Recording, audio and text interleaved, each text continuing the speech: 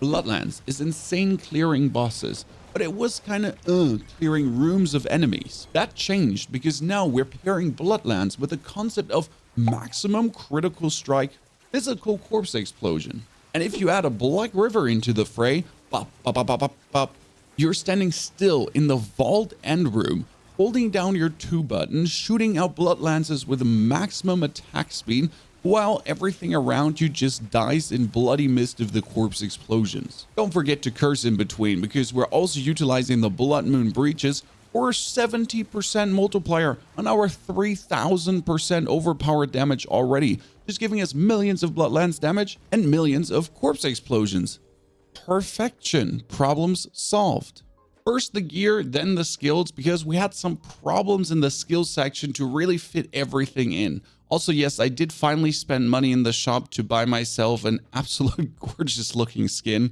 I caved in, Chan, but the crystals actually change color when you change color. One absolutely mandatory key piece, Black River. It gives you the 4 ranks to all corpse skills, and that is another 28% damage multiplicative. The Hood Flash, so you can make even more corpses, and then Fueled by Death for even more damage multiplier. In total, the most important thing about Black River though is that it consumes +4 corpses to enhance the radius. So you get a huge multiplier of damage, plus your corpse explosion suddenly hits the whole screen. And if you then crit for 5, 10, 15 million, everything dies. Pair this together with the Litless Wall or a focus with the Osseous Gale, because we want the Bone Storm always up. Either with the Litless Wall, which also gives us attack speed, very important, that attack speed here on the Litless Wall. And if you're using Osseous Gale, that will allow you to just consume bonus corpses to also have the Bone Storm up. Could be a bit tricky to have that and Black River run at the same time,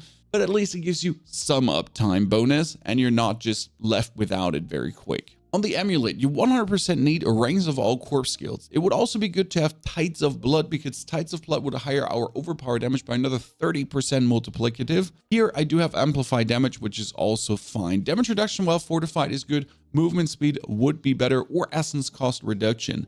The corpse generals give us another 60% multiplicative damage on our critical strikes, and that is overpower critical strikes. Yes, overpower can critical strike, and also the corpse explosion critical strikes. For essence cost production, we're not eating blood orbs. Yes, we're still using the blood orbs, but we don't just turn them into essence. Here we have a lucky hit chance to generate 48 essence when hitting a vulnerable enemy. That works very good together with all the bone storms we're putting down, but also with the standard lucky hit chance that Bloodlands just brings with it, plus obviously the physical corpse explosion lucky hit chance. Very important here on the ring is you want lucky hit chance and critical strike chance. Then critical strike damage and physical damage is actually perfection, because every blood damage or every blood lance is physical damage. Our second ring would be the Sacrilegious Swords for more automatic corpse explosions, so we can focus on blood lancing the whole time while the corpse explosion happens anyways. That is also a huge amount of lucky hit chance and ranks to all corpse skills. Again, 3 ranks, 21% more damage multiplicative on all the corpse skills. That's Tendrils and Corpse Explosion. I mentioned the Blood Moon breaches as the pens, and they're absolutely optional. They give you a 70% multiplier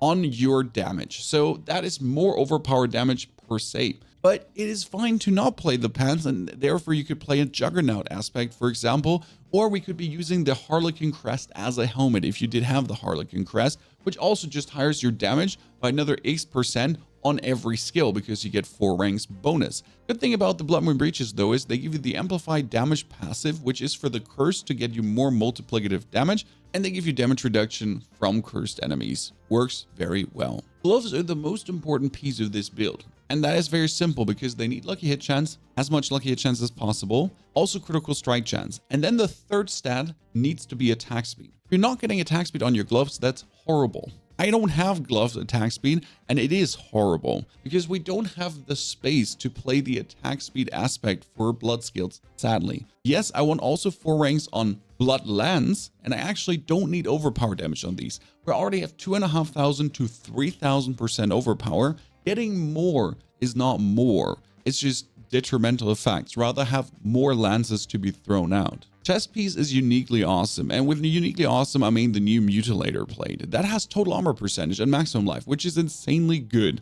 And on top of that, healing received, and we'll get to that in the skill section why it's so important. What it does is your Bloodlands now fortifies you for every cast. 2% fortified. Done. Super easy. And then as well having a chance to spawn bonus blood orbs. Plus, oh yes, 20% multiplicative Bloodlands damage. It's an absolute no-brainer to play the Mutilator Plate. From its stats, it could even be played on any other build. The only problem is it has no damage reduction stat. So right now we only have damage reduction on the Amulet, on our Pans, and that's a little bit it. So we'll have to work with the Paragon board and our skills to supplement for that. The helmet gives us Shielding Storm right now, and that's why I said if we don't play the Pans, Shielding Storm could go over there.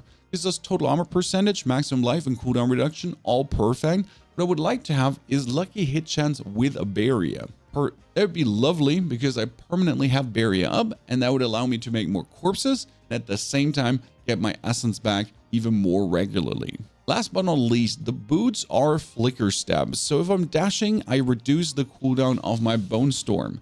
That being said, I mainly played for the 14% or 20% damage reduction and movement speed. If you do find boots that have essence cost reduction, movement speed, and then all stats and intelligence, they might easily replace the flicker stab. You could alternatively go for some ranks and corpse tendrils to reduce that cooldown to be able to spam corpse tendrils even more often. Before we go into the skills, the warriors are being sacrificed for resistance to all elements, easy 70-70-70. Mages go out for overpower damage, and yep, that's a huge multiplier giving you thousands of overpower damage. And lastly, the golems get sacrificed for critical strike damage, boosting our overpower crits incredible, and the corpse explosion crits incredible. Tricky part with the skills was fitting in all the blood and corpse skills without running out of points. We're picking up here with hemorrhage into enhanced hemorrhage, but we never use our basic skill. I'm just going to put those 2 points. And then the standard 5 points in Bloodlands with enhanced Bloodlands and supernatural Bloodlands for 6 lances being an overpower. Gets followed up by unliving energy into the 15% multiplier on our Bloodlands, and now 6 ranks in Hood Flesh, which brings us up to a 48% lucky hit chance to actually make a corpse. And Bloodlands at this point has a 45% lucky hit chance. That's super good to consistently make corpses with Hood Flesh. And down here you can see the first problem. Our Blood Mist has no ranks Enhanced Blood Mist or Ghastly Blood Mist because I simply do not have the spice. I can't do it. It's just a literal survival skill. And our Corpse Explosion has all 5 ranks, 15 in total right now.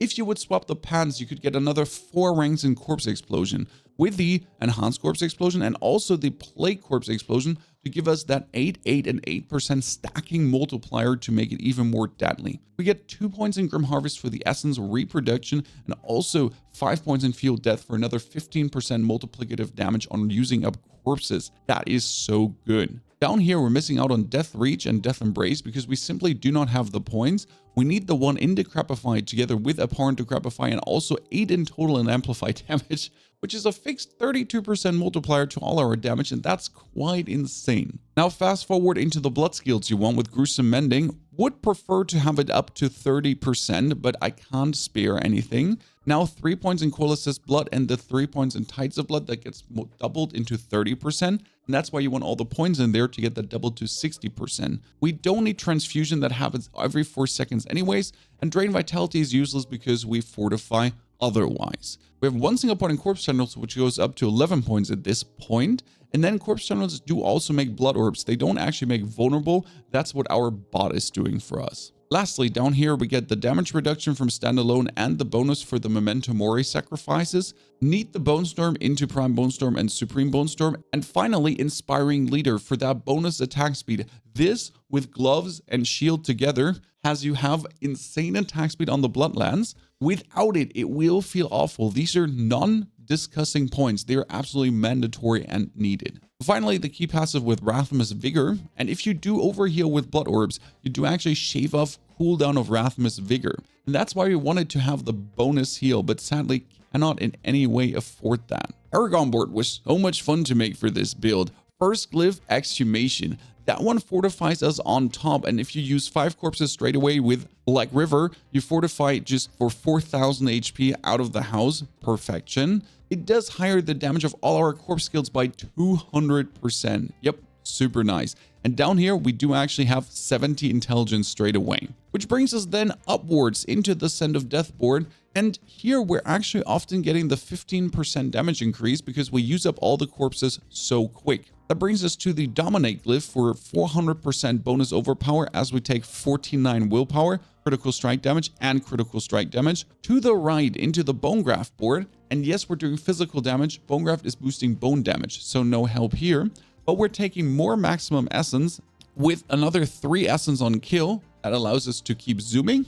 And then we just activate the Territorial glyph for the 10% damage reduction. That's quite good, with another 4% max life. And I think I have to pick up a little bit more willpower on the way as I'm going through the boards to boost these. This can easily be done, for example, up here. There's Int and Dex. And instead of taking that Int and Dex, you just take the willpower on this side to boost that a little bit. And instead of going down here, we could pick up another willpower with the same investment of points, but suddenly I only need 1 more willpower and we already got this activated, giving us a good bonus. Right here, boop, boop, boop, boop, and then we go to armor and boom, suddenly activated 8% and bonus of essence. Done. Very easy. Lastly, we're going upwards in the Blood Begets board for overpower damage, overpower damage, overpower damage, overpower damage, and now we're lacking a little bit of intelligence to get this done, so might have to weasel out 1 or 2 more intelligence points somewhere. Out of the Scent of Death board to the left, we're going into the Blood Bath board, and here in the Blood Bath board, we're picking up overpower, overpower, overpower, overpower, even more overpower. Now the 35% multiplicative damage, some damage while fortified with the Essence glyph for our super critical strikes going up to 174.2%. That's huge and enormous. With an upwards trend into the Flesh Eater board for the 40% multiplier on eating up corpses, and if you eat up 5 corpses straight away, it activates, getting the bonus critical strike damage, and activating the Corporal glyph, that gives us the bonus to the magic nodes around, and in total just damage to elites plus resistance to all elements. Only board we're missing to put a lot of points in is the Blood Begets board, but we're not really interacting with blood orbs that much to really make it worth it to pick up this multiplier. It's only 1, 2, 3, 4, 5, 6, 7 points though. It might be worth it to say 15% multiplier over a little bit of critical strike damage. So that's 7 points here. We're missing out essentially on just 30% critical strike damage for the chance to in total get another 15% multiplicative on all our damage. Might be better to have the Blood Begets. Robot is providing us with resource and also breaking. Very good. On top, Evernight with 4 ranks to all skills. If you don't have Evernight here, you definitely want Arcing, so the breaking support would hit more enemies at the same time. Flash of Adrenaline supports us with Safeguard for the damage reduction, way too good, tactical and duration support. If you do have the Genesis, then Safeguard has to go out and you're having less damage reduction going on. Should be fine though, if you have a total armor roll on your chest, helmet, and preferable on your amulet or pants if you're not playing the Blood Moon Breaches to put you up to that 13,005 armor cap. And if you're struggling, don't forget there's also armor potions to get you even higher to make it a bit safer, but with a constant barrier from Litless Wall shouldn't be a problem. Ladies and gentlemen, merging Bloodlands with the Corpse Explosion tag was greatest fun in existence. And before you ask, no, Blood Surge plus this does not make sense because Blood Surge already kills the whole room. But Bone Spear with this will be incredible. If you already want to have a peek at that, here's Blight combined with Corpse Explosion going up to 25 million damage. Beautiful.